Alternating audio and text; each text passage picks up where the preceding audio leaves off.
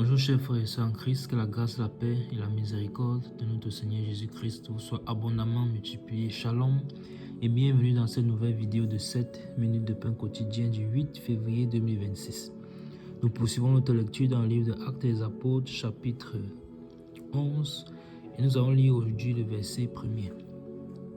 Nous sommes donc par la grâce de Dieu arrivés dans la précédente vidéo à la fin du chapitre 10 et nous allons entamer dans cette vidéo du 8 février 2026 le chapitre 11 du livre d'Actes des Apôtres. Que le Seigneur puisse nous conduire dans cette étude dans le chapitre 11 d'Actes des Apôtres. Nous allons sans plus tarder lire le premier verset, non sans avoir rappelé que dans le chapitre 10, le Saint-Esprit a montré en fait comment est-ce que l'évangile est arrivé chez les non-juifs. Comment l'évangile est arrivé chez ceux-là qui ne faisaient pas partie du peuple d'Israël. Le Seigneur, par son esprit, a donc zoomé, a mis l'accent dans la maison d'un homme en particulier, Corneille, qui était un homme pieux, qui craignait Dieu. Et le Saint-Esprit a organisé sa rencontre avec l'apôtre Pierre, et également les frères qui l'avaient accompagné dans la maison de Corneille, ainsi que ceux que Corneille avait réunis dans sa maison, sachant que quelque chose d'extraordinaire allait se produire. Lui-même ayant déjà reçu et vu par vision un ange qui l'a envoyé chercher Pierre. Pierre aussi ayant vu en vision comment le Seigneur l'avait prévenu qu'il va amener le ministère dans une autre direction, à savoir que l'évangile devait arriver chez les nations comme il avait prophétisé avant de se lever devant eux vers le ciel.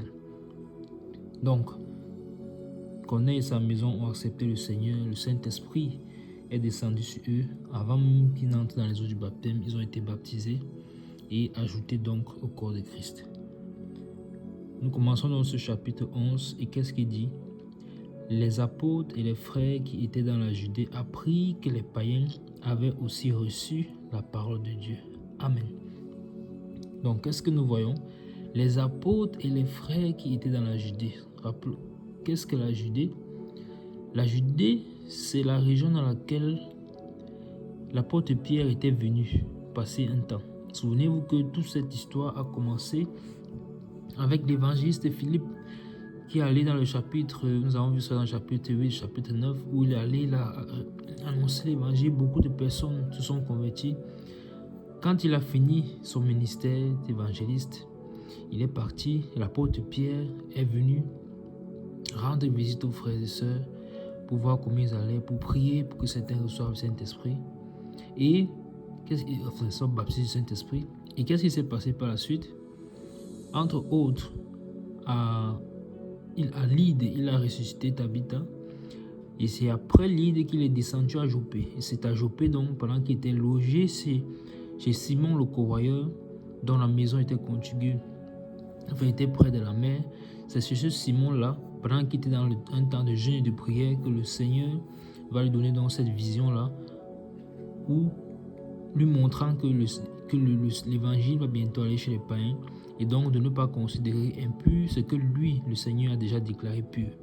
Donc ça, c'est la région de Judée dans laquelle l'apôtre Pierre se trouvait. Donc, dans cette région où il se trouvait, il a été conduit par le Saint-Esprit à aller à Césarée.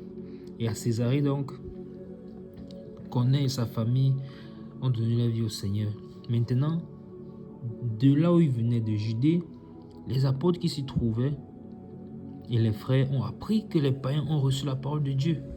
Quand on parle des païens, de qui s'agit-il? De Corneille et sa maison. Corneille et sa maison étaient des païens, des Romains. Donc eux, ils ne connaissaient pas Dieu. Mais ils ont appris que l'évangile est aussi arrivé chez les païens. Vous voyez, voilà donc comment le Saint-Esprit, comme je le disais en introduction, a organisé toutes choses pour montrer que le ministère, et c'est un mot que j'utilise avec des pincettes, parce que quand on dit ministère, ça ramène toujours à une œuvre humaine. C'est l'œuvre de Dieu, que l'œuvre de Dieu allait arriver également, le salut allait arriver également chez les païens. Merveilleux plan du Seigneur. Voilà comment nous avons la première trace de cela. Et nous qui sommes donc non-juifs, voici donc l'origine de ces choses, voici le départ. Comment est-ce que le Seigneur a permis que l'évangile arrive chez les païens, car nous étions autrefois païens. Donc c'est merveilleux. Mais les frères apprennent cela. Quelle est donc leur relation? On peut se poser cette question. Sont-ils enthousiastes? Comprennent-ils ce qui est en train de se passer? Ont-ils des doutes? Remettent-ils en question le message du salut? Certains parmi eux pensaient certainement que le salut est réservé uniquement aux Juifs. Surtout que le Seigneur avait dit à cette femme syrophénicienne qu'il est venu premièrement pour les brebis perdues de la maison d'Israël. Donc quelqu'un qui était là, présent à ce moment, peut penser que l'évangile est réservé uniquement aux Juifs. Mais il ne sait pas que celui qui pense comme ça ne sait pas que le Saint-Esprit, lui, est en train d'avancer.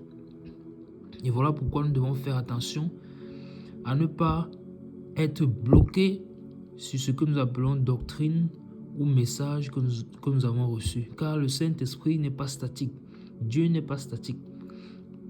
Nous devons toujours être sensibles à la voix de l'Esprit. D'ailleurs, ça c'est ce que nous avons vu clairement en ce qui concerne l'apôtre Pierre lorsque nous avons étudié ce chapitre 10, pendant qu'il était dans ce moment de prière, cette dépendance qu'il avait au Saint-Esprit. Nous devons apprendre à nous laisser conduire par le Saint-Esprit. Si la vision qu'il a eue, il a vu des animaux impurs. Il aurait pu se dire, non, ça c'est pas une vision de Dieu. Comment j'ai de voir des animaux impurs et une voix me demande de les tuer et manger. Oh, la loi me dit de ne pas manger des animaux impurs. Oui, oh, mais c'est justement cette image-là que Dieu a utilisée. Donc nous devons apprendre à dépendre du Saint-Esprit.